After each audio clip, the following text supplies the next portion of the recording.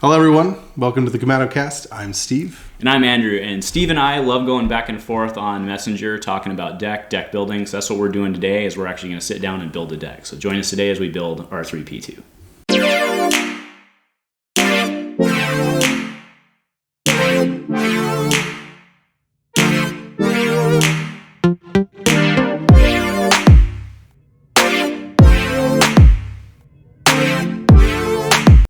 All right, hey guys, welcome to the Commando cast. So yeah, Steve's joining us today.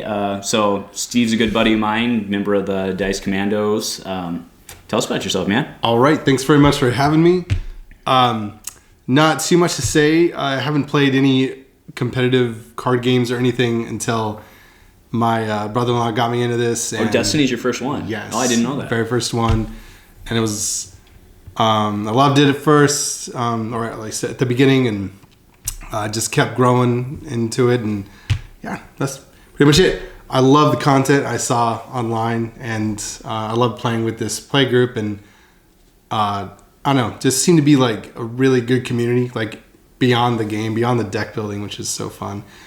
Just everyone who sat in front, to play, seemed to be around my age, like they were just like me, a dad, or just someone who just likes Star Wars, or just someone like very casual, and I love that. So the community was a big aspect of it, so it's really neat to be even more integrated into it, I suppose. Yeah. Great. I mean, we are very lucky, very fortunate in our area, the community that we have. Yeah. And we're great.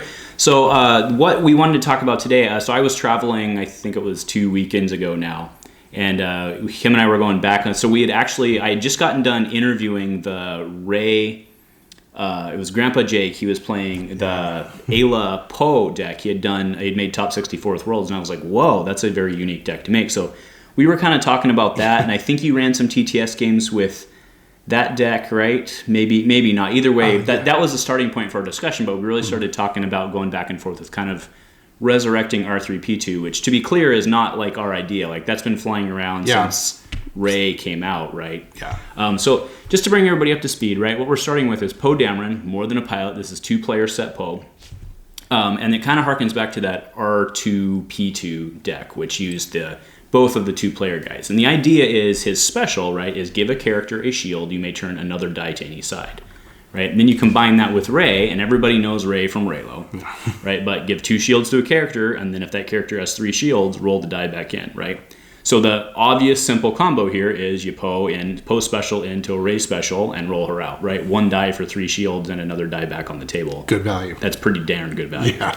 Right. So I think we should just start. I know you and I kind of have different approaches to the deck, but I think we should start with the staples, right? Because there's some things I don't think we're going to have to argue about what we're going to go in, right? Absolutely. The first one that comes to my mind is R2-P2. Yeah. Right? He has to be there. The R2 support, that is, very clearly, right? So 1 cost R2-D2. The question is, do we go 1 or do we go 2?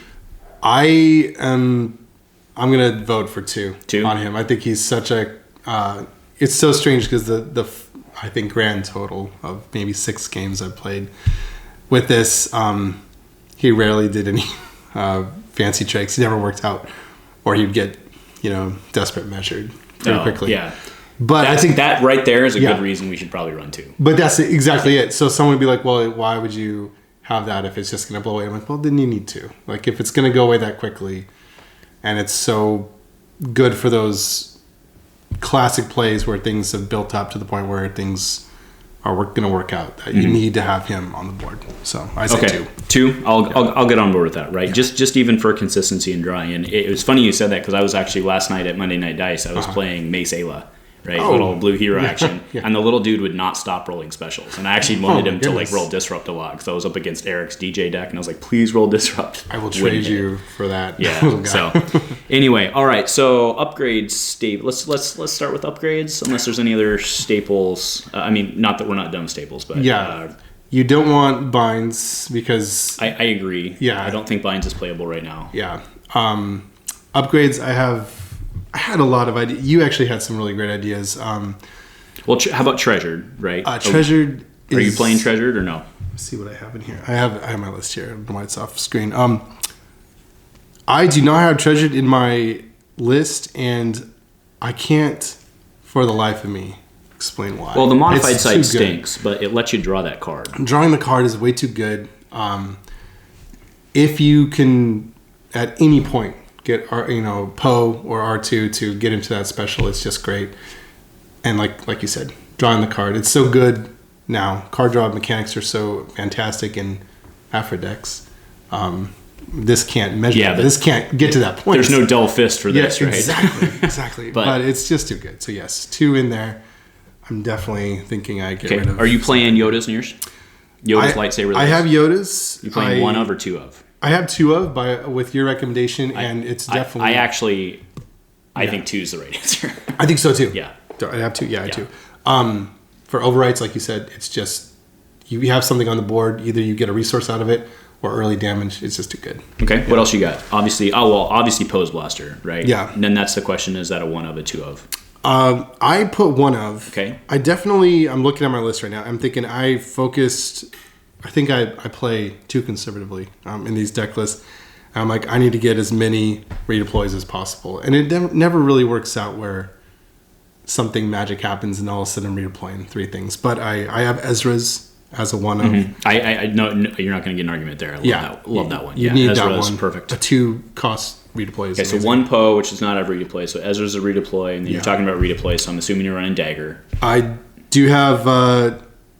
No, I don't. I actually have 2 Rays. I thought Rays was... Oh, you have 2 Rays? So, and I could be persuaded. How about I compromise with you on that? We'll go 1 Rays and 1 Dagger. I think that's absolutely fair. I put 2 Rays because I thought it was so great on Ray that even to overwrite it later or something, just to get those 2 extra shields was too good. But I think... but what are you going to overwrite it with? In that, if you're running 2 Rays, what are you going to overwrite it with? So. Yeah, so I think you're right. I think 1 of there. Yeah, and I'm generally okay in the 30 card decks with the 2 wides playing 3 redeploys. I think that's okay. If you have another one, I'm not going to hate on redeploys. You know me in value, but yeah, I think we're okay. That you have another one. I actually had Canto Bite Pistol and for the special. Yes, for the special and the redeploy, but it's the special. Let's just rehash that card. Is 2 damage to a hero character or 3 damage if it's a villain. Correct.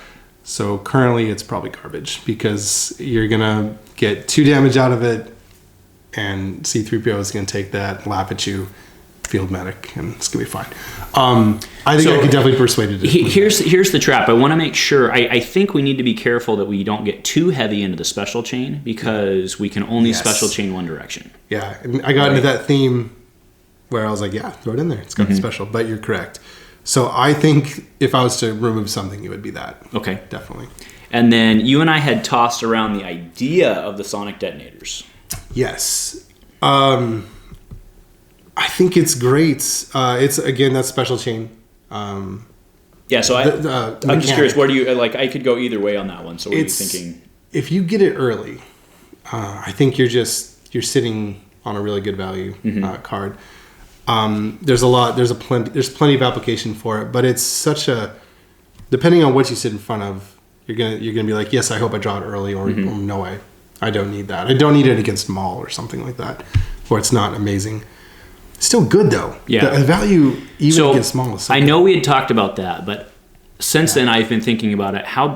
What do you think about running Neiman training? I actually don't think we run mastery in here. And if you do, it's only 1, right? That's definitely. But what do you think about 2 Neiman trainings? Because Neiman trainings can turn on, because we need the special chaining into all these upgrades that we're running. So if we run the 1 drop, we could either we can overwrite it, or it gives us the special. Yeah.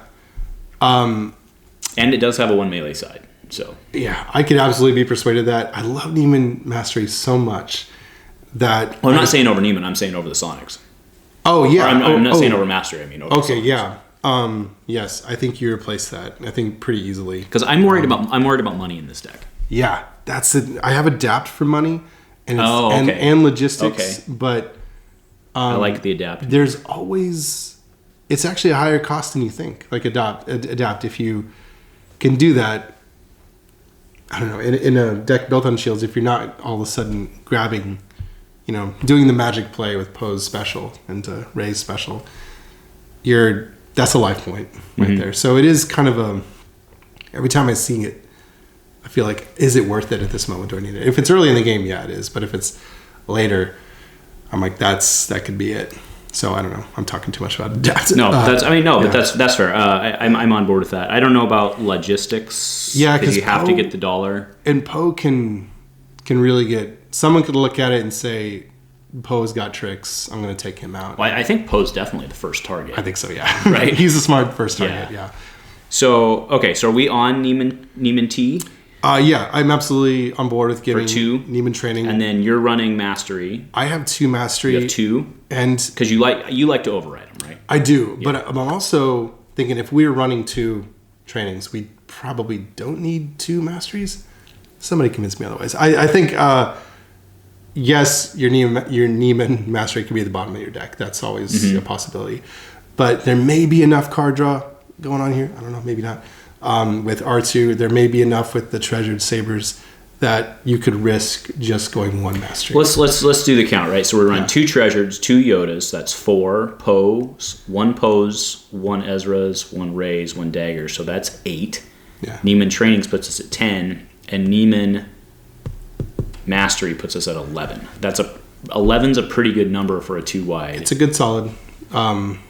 Any more. So let's 11. Let's star that, and let's move over to for supports. I know we already talked to R2. Are you running suppressive? I am not, and I think in this particular current meta, it's probably a mistake not to. Not to? Yeah, I think I've seen a lot of decks not running it. Like even like some of the Yoda Leia mills out there right now are running it. Yeah, there's so much good action cheating going on that if you can't, and I think this is a fast enough deck. I have Seize the Days in here, so that when something comes out, whether you're talking droids or a Maul with I'm sorry, what's the red villain? Phasma?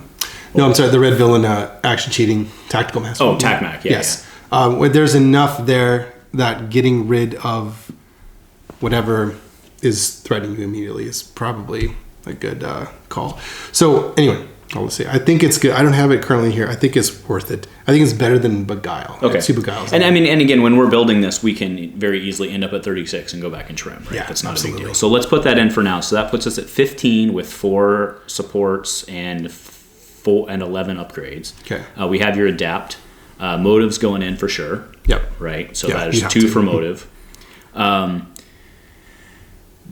know you and I talked about the other 0 cost, which is upper hand, right? And we felt that was a poor decision because even if we can get it off, the value is low. Yeah, I threw it in because, it's Blue Hero, it's 0 cost, and who knows, maybe it's going to save me from Entourage. But and then the one that, guys, just put this in your deck. Yeah.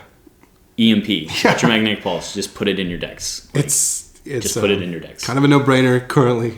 It's funny. I actually decided this week, Amy and I went and played some games at the bar, and I decided this week that I'm done playing IG-88 because everybody's running EMP now for the droids. So having an IG-88 die get removed for free twice per game, that's rough. I'm done. Like I can't play it anymore. He's got a lot of things going against him there. Yeah. Yep. So go ahead. Oh, I'm sorry. I was just glancing at my list, and I was thinking I see Mislead in here. I think maybe if I was to get rid of something in place of the Suppressive Fire, Mislead. It might be Mislead. Mislead is character dice already. Yeah. It's 2 or less. Doesn't spot though, which I like, but yeah. Well, I don't think Suppressive Fire spots either. No. I'm just saying. It's versus like an. Yeah, that's true. It's versatile. That's true. So I think if that's that might be it. No, that's a. So you're saying that's a fair trade? Yeah, I right? think so. Because even though it goes into your support slot, it's really a removal card. Yeah. Right. So, and currently, with probes just out there, there's just 1 extra card that's not going to get knocked out by a probe. Sure. So that's an advantage, I think, currently. Right. So. One card I did forget that does really well in Raylo. You're running Luke's Protection. I'm not. I don't know that we run that in here. I don't think so. It's great in Raylo, but it only seems to. I was playing against one of our guys at Monday Night Dice, and I feel like it was definitely doing its work, getting shields up there, but it also muddled his hand a bit. Now, he had this great play with Treasured Lightsaber, where he got it back in the same round, and it was beautiful. But he always had a bunch of Luke protection. He didn't have enough removal. I think so. All that to say is, in the right deck, it's perfect. I don't think it belongs here. Okay. Yeah. Fair enough. All right, so we've got Adapt, Motive, and EMP for zeros. We're playing Field Medic. Like, I don't think that's debatable. No, I'm right, because it's a posthumous removal card. Yeah. So that puts us at 8. So we have 7 more. I can't not play a Beguile in a deck like this. I usually run that as a one of. Do you have that? I have it. And originally I was looking at this and I was thinking, what do you get rid of for Sip as a Fire? And I looked at Beguile, but Beguile's too good. It's I like Beguile as a one of. Yeah, you don't spot anything. It's expensive, but it can save the day. It can save the day. All right, so that really. Oh, go ahead. Sorry. Oh, I was thinking I want there to be a slot, if possible, for Seize the Days. Okay, so some action cheats. Yeah, R2-D2 slows it down a bit, but well, you don't have to roll them in if you're rolling them right. Yeah, exactly. But it's you end up at the battlefield a lot. You know, support decks are doing support things. Having that action cheating can really either, especially when damage is threatening and what you need is shields, and you have a lot of ways to get it here. So I want it in there if possible. Okay. But somebody could convince me that it's ridiculous. But well, I mean, let's see. I mean, I don't think any ideas are ridiculous when you're deck building. Like I said, we can throw it in and then you can go back and cut it later. True. What else are you running? So that's if we count suppressive as removal, which we should. That's 1, 2, 3, 4, 5, 6, 7, 8, 9 removal cards. That's solid. I'd like to see roughly maybe 2 more, about a third of the deck. But if we have some spicy tech cards that can take that in place, like usually. When I'm building my decks, my action sheet cards, I kind of sometimes use the removal slots because in theory you can blow down, right? So, what else are you packing? Oh, you know what we forgot? Pacify. You're running Pacify, right? I'm not actually, and that seems pretty. Seems like you should throw it in there. It's a 0 cost. It's way too versatile. And this one, Pacify, guys, I actually don't treat it as a removal slot. I treat it as kind of a flex spot. All right, it's not really. Wouldn't classify it as a tech card because it's not furthering your win condition. Yeah. But actually, with Ray, sometimes it can further your win condition. So, But let's definitely do 2 Pacify. So that puts us at 11. So we have 4 slots left, not counting the Seize the Days. So we have. So what else are you running? That's good. I have an Unbreakable there. Okay, so that's the one that you pay 1 and remove a die less than shields, right? It's at the same level, at the same number of the shields on the characters, and it's all characters. It's not just one character. So if you got 2 shields on each people, you could remove a die of 4 or less. I see. So I like that. You hope that you're shielded up most of this game. Well, I mean that's kind of our win condition. Yeah, exactly. But I found that. So just one of them. I think at least one of them. I definitely used it. Okay, I'll put that down here then with C's. Yeah, because there's always blanks and specials around there too. So even if you're not shielded up, it's pretty versatile. Okay. What else you got? Are you running Steadfast? No, and I think Steadfast. And even though I toss it aside, usually I see it and I'm like, oh, that's not great. It does work. It does work in Raylo. It can be a really sneaky, sudden hit. So I think it's important to get in there. Okay.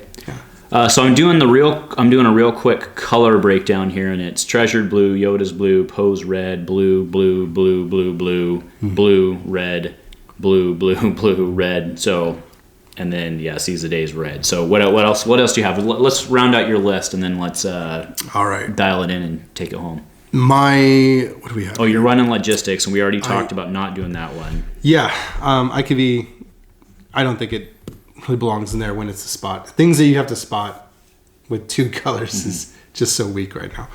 And if you don't, I don't think we're hitting money very often in this deck because you're flipping, right? Yeah, so. And I think I think the economy saving card is Neiman Training here. So I don't think you need logistics if you have that. We have Pose Blaster, correct? We have 1 Pose Blaster. That's what I have too. I think you could sell me on 2 of those, but yeah, I think we're at 11, and if we go 12, I think we probably go your second Neiman over Pose. Yeah, I think so. I think that's more important. Right. Pose is super great to have, but again, he's I think the smart person zeroes on him. So we don't do that. Man, I don't know if I... well, let's finish out your list there and let's see if we missed anything. Okay. And then we can go talk about some additional tech cards. Oh, I have Qui-Gon's in here. Qui-Gon's lightsaber.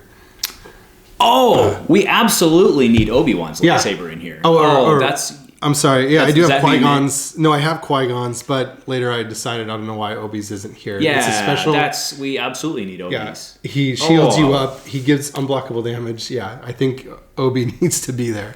So I think we run one. Oh, we're actually getting a little full on upgrades.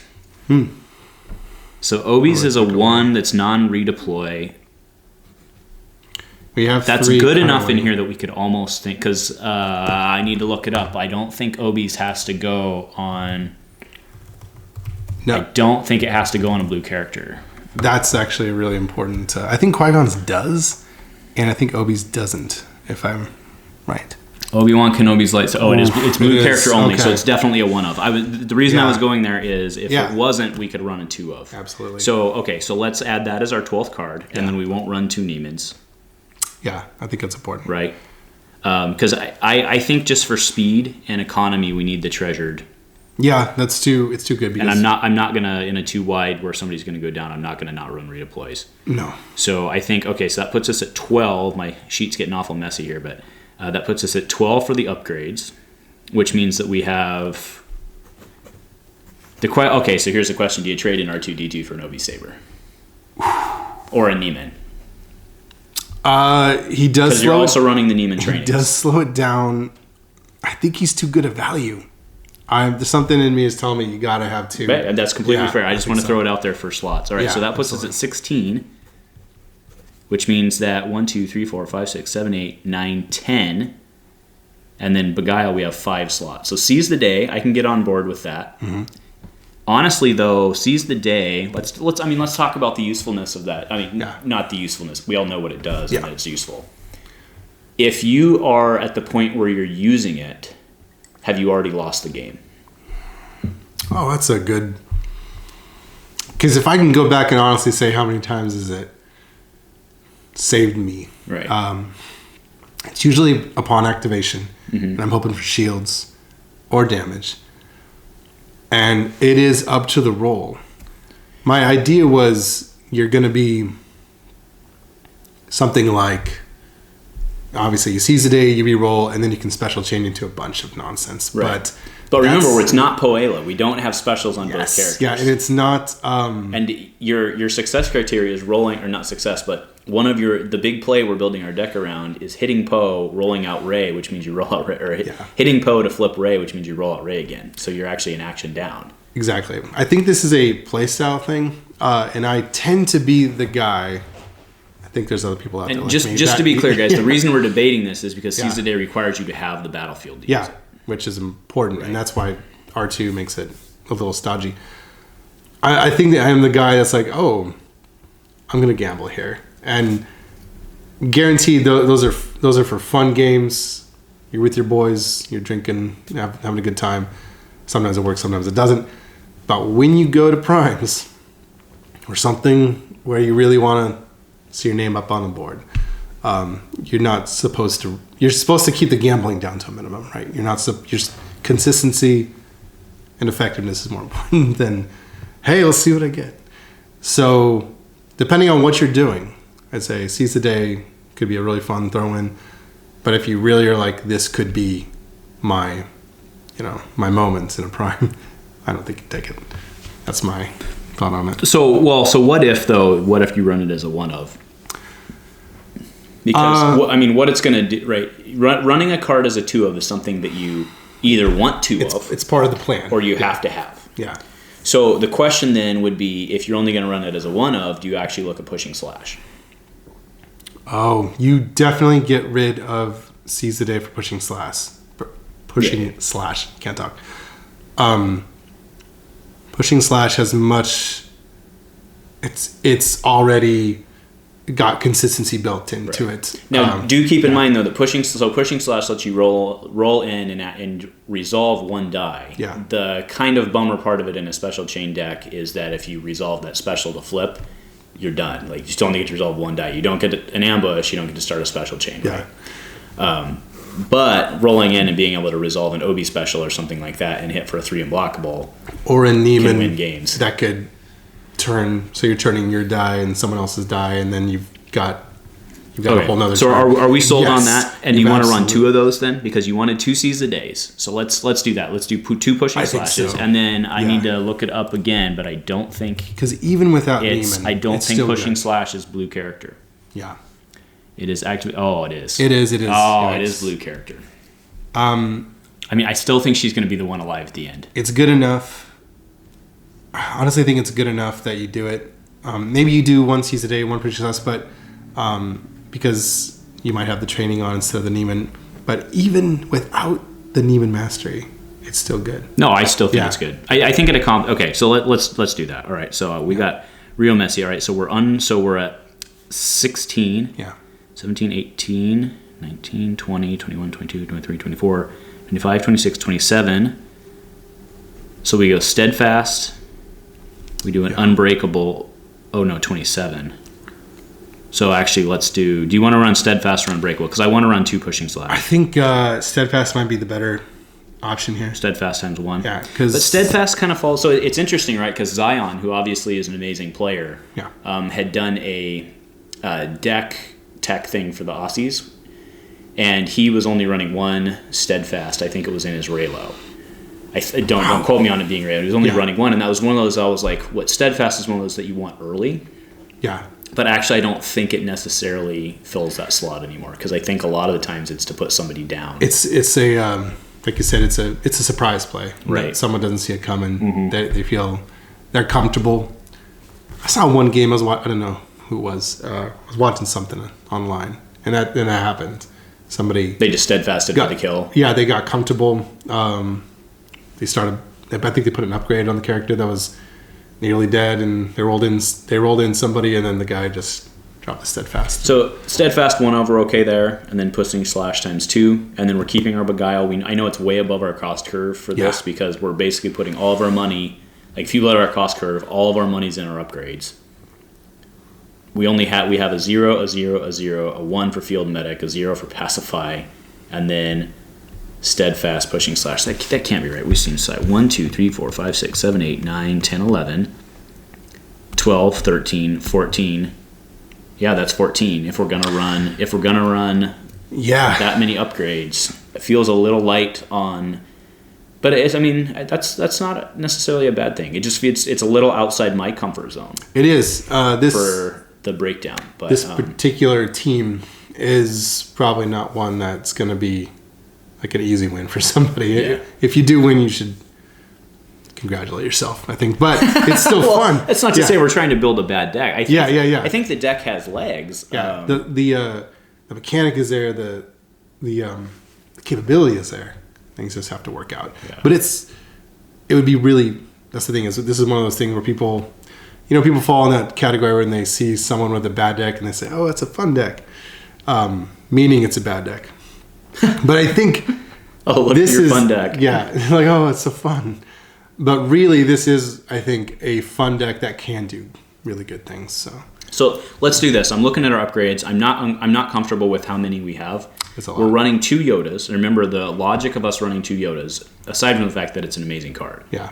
Right? For the reason we were doing it, though, was because it was a 1 cost. If we're running 2 Neimans, 2 Neiman trainings. Yeah, that actually changes it, right? So let's drop a Yodas. That gives us 1 card back, which puts us back at 11, and then we can run the Unbreakable. Yeah. Doing the trainings changes the economy of everything, so I think you're right about that, absolutely. Okay, so are we sold? I think so. All right, that's so much better. Just to do the rundown, so we're running 11 upgrades, 2 Treasured Lightsaber, 1 Yoda's Lightsaber, 1 Poe Blaster, 1 Ezra's, 1 Rey's, 1 Dagger of Mortis, 2 Neiman T's, 1 Neiman M, and then Obi's Saber. For the supports, we have R2-D2 from the Legacies. He's at 1 cost, and he is 2 copies. We're running 2 Suppressives. That's Suppressive Fire. 2 Adapt. Now we're moving into events. 2 Adapts. Yep. 2 Hidden Motives. 2 Electromagnetic Pulse. 2 Field Medic. 1 Beguile. 2 Pacifies. 1 Unbreakable. 1 Steadfast. and 2 pushing slash to round out 30 cards. All right.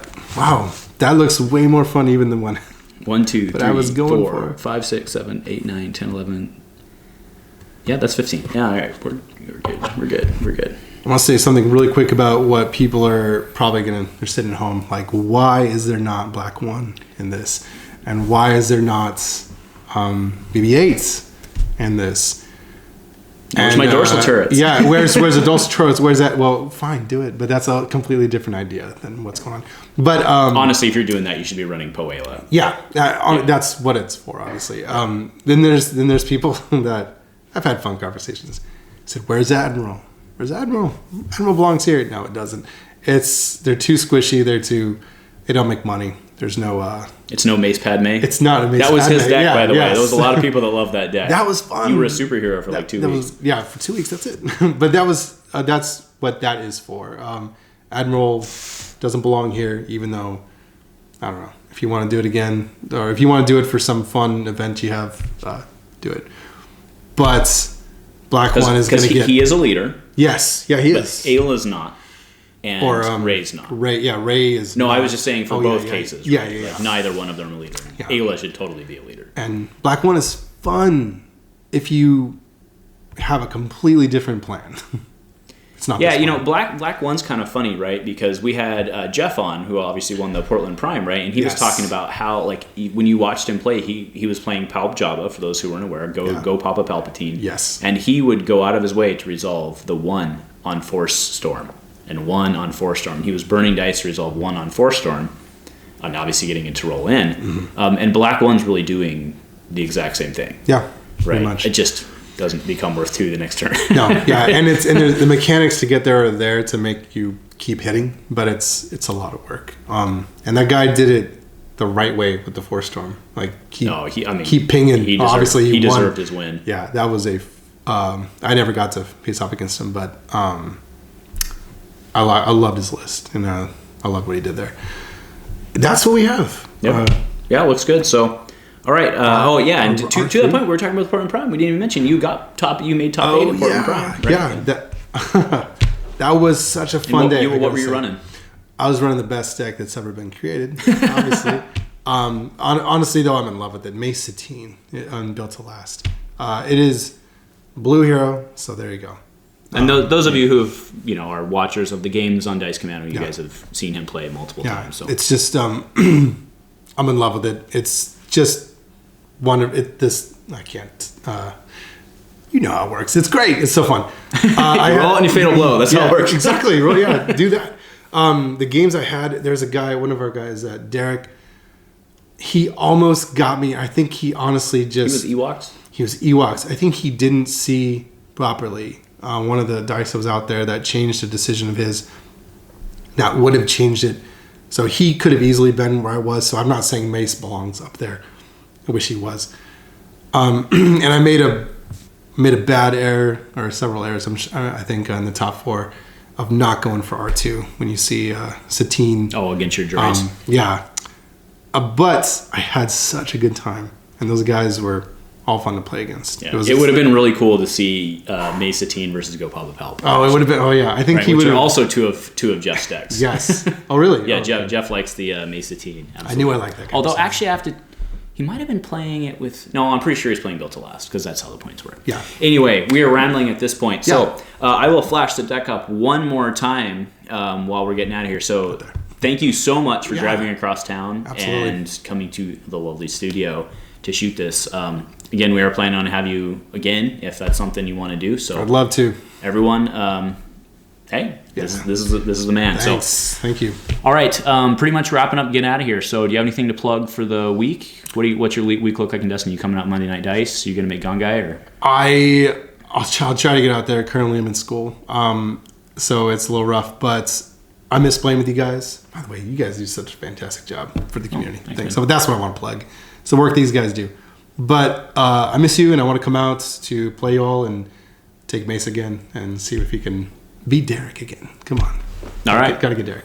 Well, fair enough. All right. Well, thanks, guys, for joining us. The list, I will also create the lists and put on the DB and then put it in the description as well. And then I'll be running it this weekend, and we'll have some fun with it. So Hey, if nothing Cheers. else, go Commando. Go Commando.